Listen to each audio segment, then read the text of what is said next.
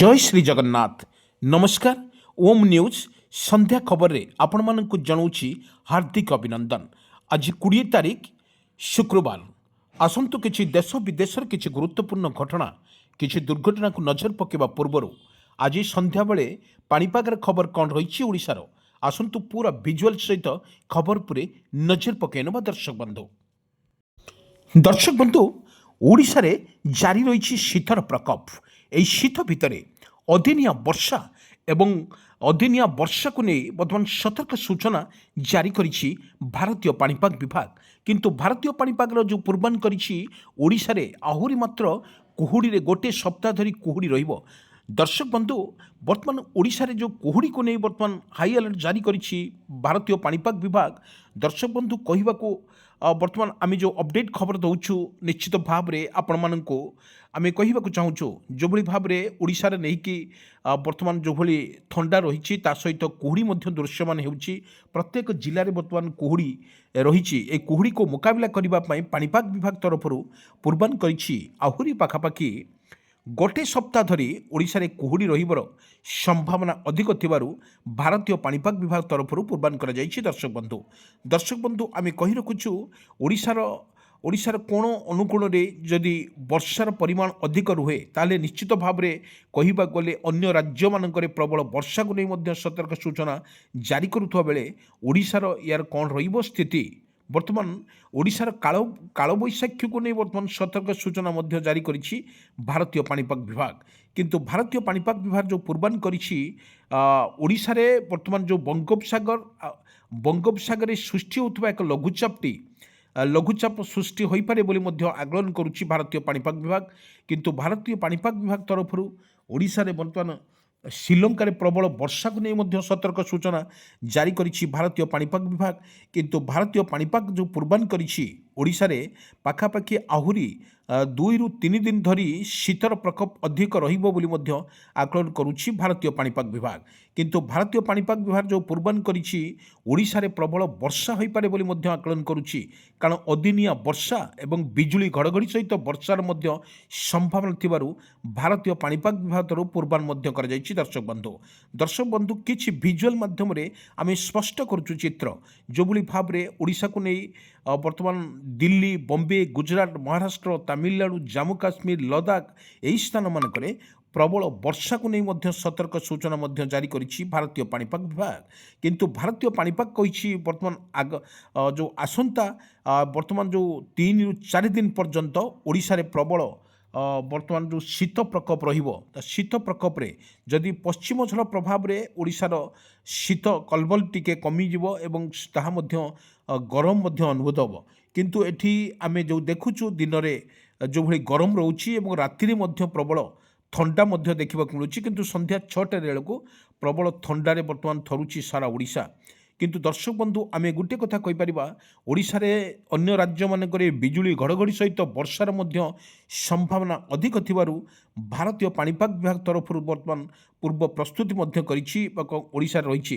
किंतु आगामी जो रही कालबैशाखी रही कालबैशाखी मुकाबिला करने सरकार की पदक्षेप नेबे ता मध्य समय को बाकी। किंतु एभली एक परिस्थिति रे वर्तमान ओडिशा रे हल्का पवन बिजुली घड़घड़ी सहित वर्षार संभावना अधिक थिबारु भारतीय पाणीपाग विभाग तरफ पूर्वान कर जायछि। दर्शक बंधु आमे किछि विजुअल माध्यम रे स्पष्ट करूछु अन्य जिला मानकर जो भली रही वर्षा आमे आपे आपण मानकु कहि रखुछु भद्रक बालेश्वर कटक पुरी गंजाम गजपति राउरकेला ढेंकानाल पारादीप संबलपुर बरहमपुर नवरंगपुर एई जिला मानकरे प्रबल प्रबल वर्षा मध्य हबो बोली मध्य आकलन मध्य करिछि भारतीय पाणीपाग विभाग। किंतु आज जो संध्या खबर रे आमे देखिथिलु दिन रे वर्तमान टेम्परेचर मध्य थिला एवं गरम रोथुला एआर पीरियड रे काउलिया पाग मध्य किछि स्थान रे काउलिया देखिबा को मिलिथला पवन देखिथिला जो काउलिया शीत मध्य लागुथला। किंतु एथि मध्य कहबा को गले भारतीय पाणीपाग जो पूर्वान करिछि ओडिशा रे आहुरी पाखापाखि 5 ରୁ 6 दिन ଧରି ଓଡ଼ିଶାରେ ପବନ ସହିତ ବିଜୁଳି ଘଡ଼ଘଡ଼ି ସହିତ ପବନ ହେବାର ମଧ୍ୟ ସମ୍ଭାବନା ଅଛି। ସେଥିମଧ୍ୟରୁ ଭାରତୀୟ ପାଣିପାଗରୁ ପୂର୍ବାନ ମଧ୍ୟ କରିଛି। ଦର୍ଶକ ବନ୍ଧୁ, ଆମେ କିଛି ଭିଜୁଆଲ୍ ମାଧ୍ୟମରେ ସ୍ପଷ୍ଟ କରୁଛୁ, ଅନେକ ଜିଲ୍ଲାରେ ମଧ୍ୟ ପ୍ରବଳ ବର୍ଷାକୁ ନେଇ ମଧ୍ୟ ସତର୍କ ସୂଚନା ଜାରି କରିଛି ଭାରତୀୟ ପାଣିପାଗ ବିଭାଗ। ଦର୍ଶକ ବନ୍ଧୁ, ଆମେ କହିପାରିବା ଯେଉଁ ପୂର୍ବରୁ ଯେଉଁଭଳି ଲଘୁଚାପ, ଯେଉଁଭଳି ସେପ୍ଟେମ୍ବର ଓ ଅକ୍ଟୋବର ମାସରେ ପ୍ରବଳ ପ୍ରବଳ ମାନେ ଶୀତ ଯେତେବେଳେ ନଥିଲା, ସେତେବେଳେ ପ୍ରବଳ ଗରମ ମଧ୍ୟ ନଥିଲେ ବି ଶୀତ ମଧ୍ୟ ଜୋରରେ ଥିଲା।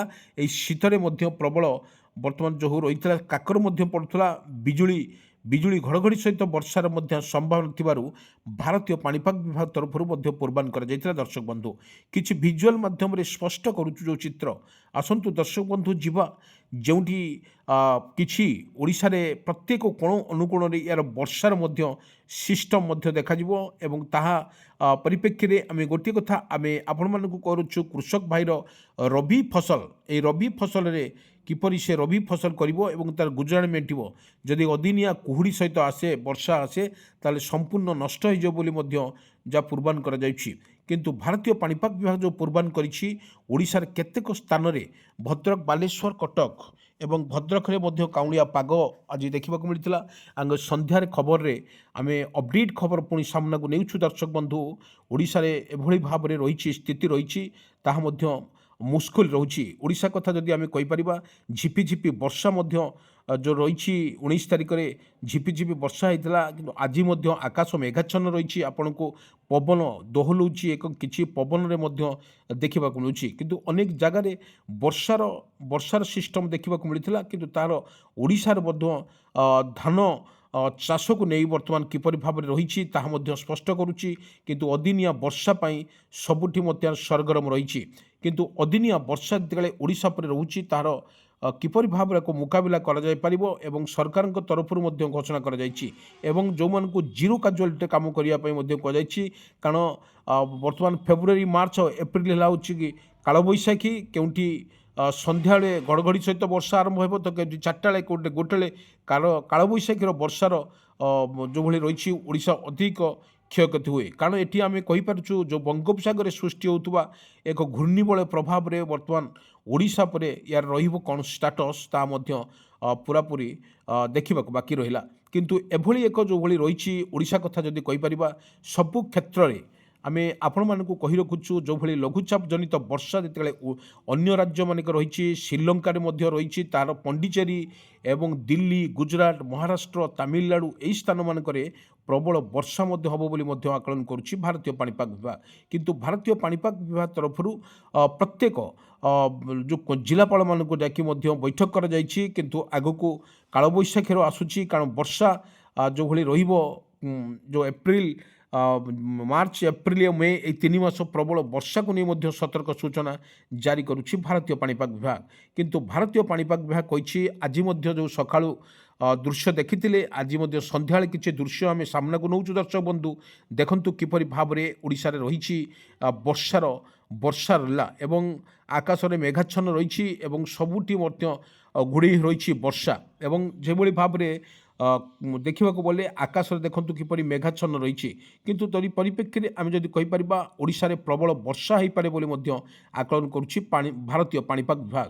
କିନ୍ତୁ ଭାରତୀୟ ପାଣିପାଗ ଯେଉଁ ପୂର୍ବାନ କରିଛି, ଓଡ଼ିଶାରେ ପାଖାପାଖି ଆହୁରି 2 ଦିନ ଧରି ଶୀତ ମଧ୍ୟ 3-4 ଦିନ, ଗୋଟିଏ ସପ୍ତାହ ଧରି ଶୀତ ରହିବ, ତା ସହିତ କୁହୁଡ଼ି ମଧ୍ୟ ଦୃଶ୍ୟମାନ ହେବ। କିନ୍ତୁ ଆମେ ଆପଣମାନଙ୍କୁ କହି ରଖୁଛୁ, ସଚେତନ ଯେଉଁ ରହିଛି, ପରିବହନ ପକ୍ଷରୁ ସଚେତନ ରଖାଯାଇଛି ଏବଂ ସେଥିମଧ୍ୟରୁ ଭାରତୀୟ ପାଣିପାଗ କିପରି ଭାବରେ ଏକ ମୁକାବିଲା କରାଯାଇପାରିବ, ପ୍ରତ୍ୟେକ ବର୍ଷାକୁ ନେଇ ମଧ୍ୟ ସତର୍କ ସୂଚନା ଜାରି କରିଛି ଭାରତୀୟ ପାଣିପାଗ ବିଭାଗ।